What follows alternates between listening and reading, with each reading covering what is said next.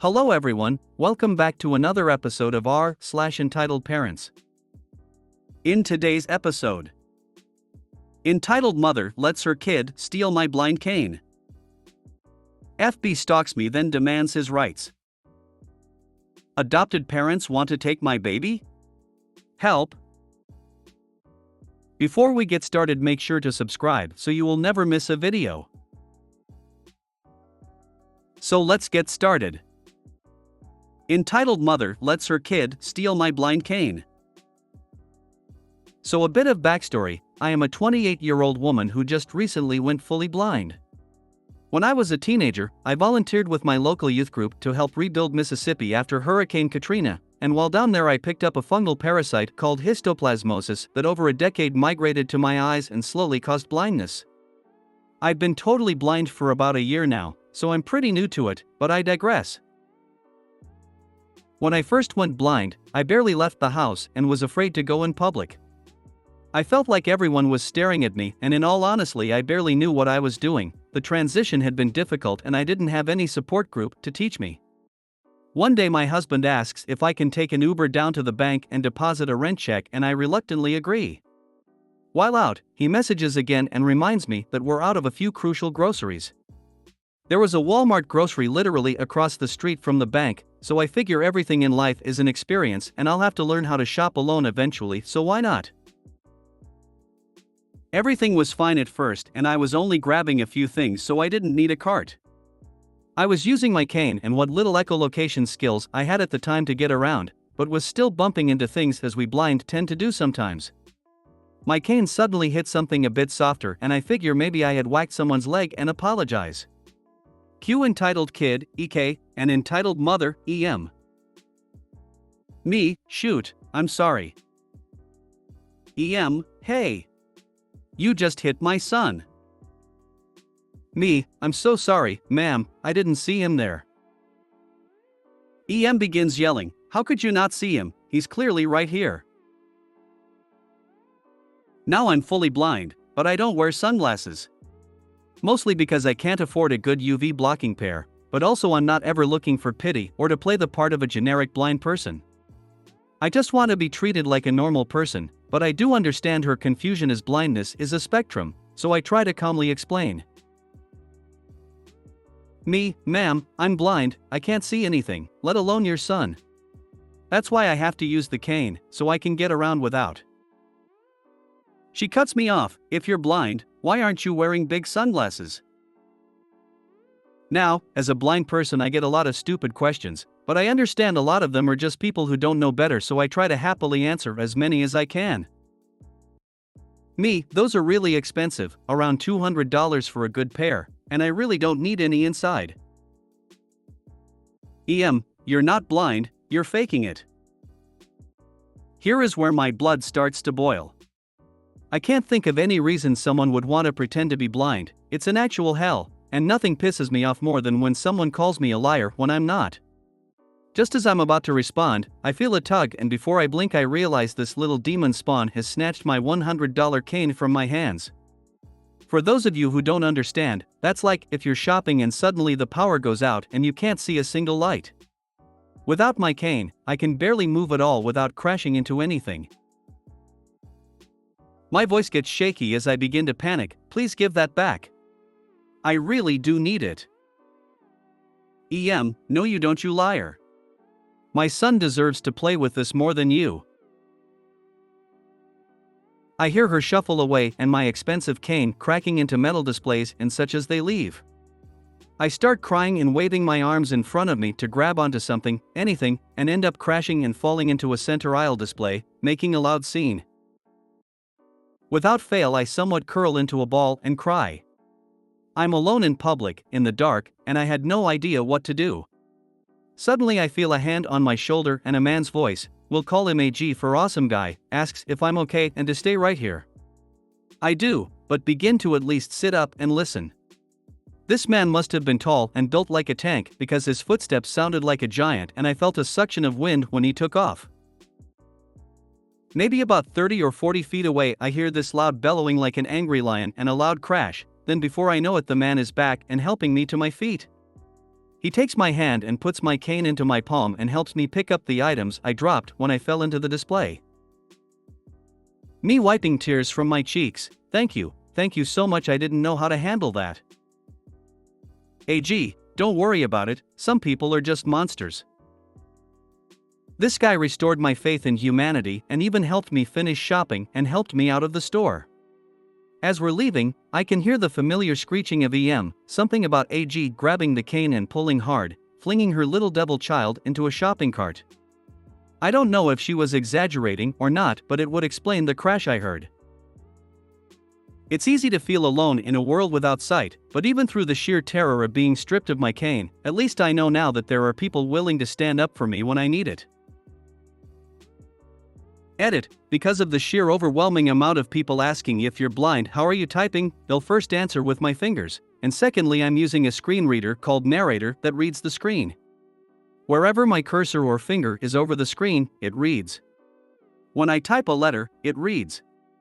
Guys, just, like, Google it or something? I can't believe someone would do that. I'm very glad that man helped you. The bystander effect can be really awful sometimes, but as you said, I'm glad there are good people left in this world.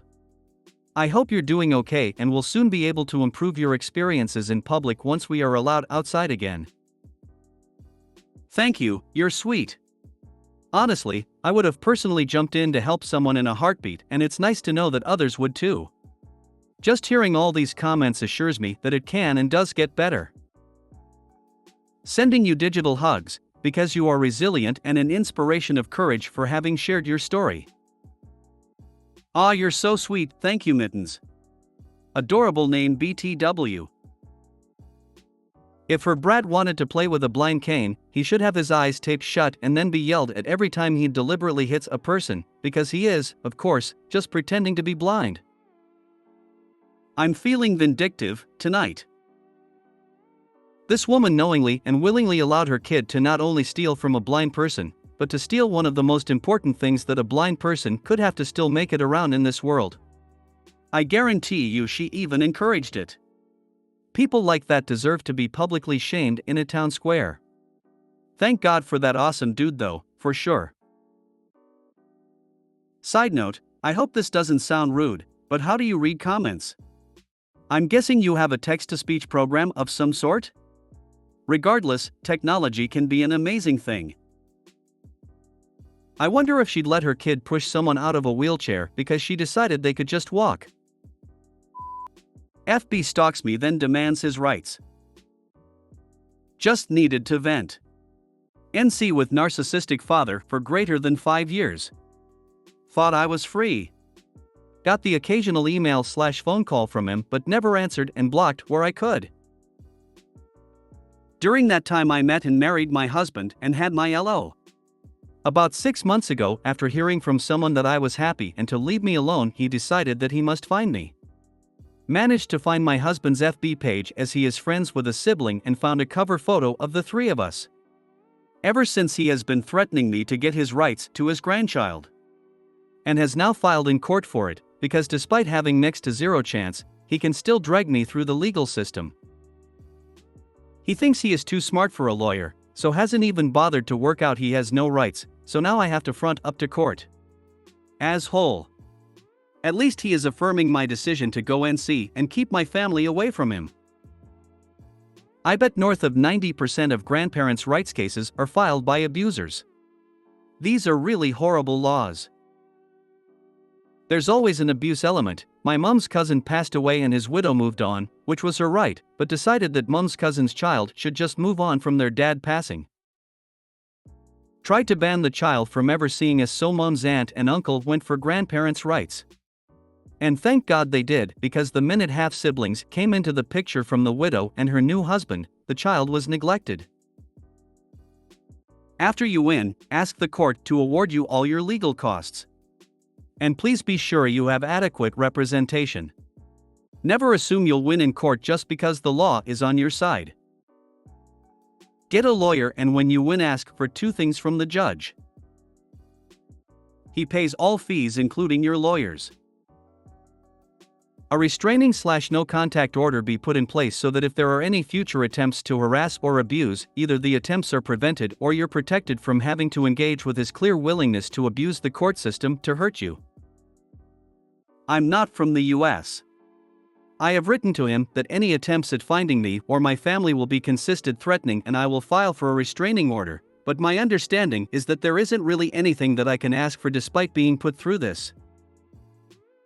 File a police report against him for stalking. Then, if anything goes to court, you have that. That's when you take a lawyer into the hearing and have them rip him to shreds. If your child is in school or daycare, it might behoove you to contact the DC/school and let them know that this man is not authorized to pick up your child or have any contact with your child. Adopted parents want to take my baby? Help! So a lot of backstory for a long story. I, 16F, got adopted kinda when I was 2 but still had contact with my bio mother. I was only put into custody of my adopted father, let's call him Adam. Adam got married when I was 5ish to Jessica, not her real name, and a few years later they had a brutal miscarriage. So during COVID, I was 13 I think, I moved in with my biological mom because Jessica just didn't want me or my brother there. Flash forward to now, I'm 16 and 36W pregnant. In March I was supposed to move back in with adopted parents but changed my mind because my partner and I sat down with my mom and his family and we decided I would stay with his family for a little bit while everything cooled down. I made a post about what happened. Here's where the weird shit happens. Me and my boyfriend moved in with my mom because she had space and wanted us there. The other day my mom offhandedly says Jessica returned everything baby related at their house because they didn't get their baby. I asked what that meant and she said when you were going to move in with them they went out and bought a crib, diapers, clothes, other necessities like that for a baby, and when you decided to not go she got upset and threw a fit because she didn't get her baby. It was later confirmed by Jessica's best friend that she thought she was going to get custody of my baby to raise as her own. Zero clue what made her think that, and now that I'm getting closer to my due date I don't know how to cut them off. I don't know how to tell them to back off. I will call the police if they come anywhere near my daughter because they are the type to hold her and run. They live 3 hours away. Can anyone offer advice or anything? I'm confused and honestly scared. Other info, Adam and my bio mom were married at one point and had my brother. Jessica and Adam are Christian but they cheat on each other and solely abused me growing up. Like when I was dating a girl she threatened to follow me around school for the rest of my time in school, 6 years, or pull me to be homeschooled and secluded from people. And after I moved it was fine to be gay for her kids, a boy and girl. They took mine and my brother's inheritance from 2 family members and lied to us about it. Edit, a few other things. We think they just wanted to use me as a surrogate of sorts. Also they went out and bought stuff when I said I was thinking about moving back with them and bought everything less than an hour after and gaslit me and me boyfriend for days. I would file a restraining order against them and then make sure you keep records of any contact you have with them. Never talk to them on the phone, only text and get screenshots of the conversations. If you can you might try and get emancipated so that the court sees you as an adult and Adam doesn't have any control over you. Also let the hospital know what they look like and that they are not to be allowed into the maternity ward and they might try and kidnap your child. I'll definitely work on getting a restraining order.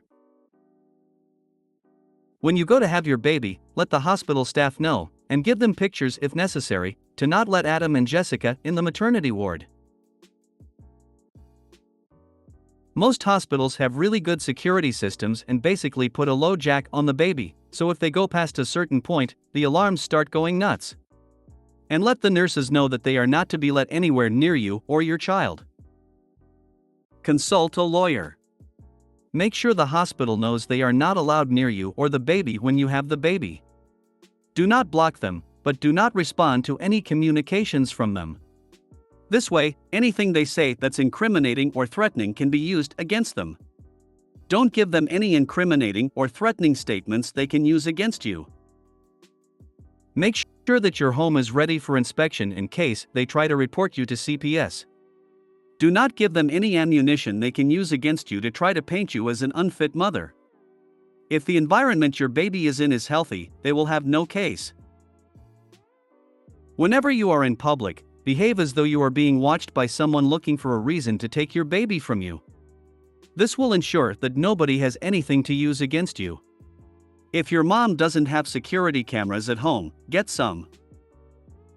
The fact that you are 16 does not automatically make you an unfit parent.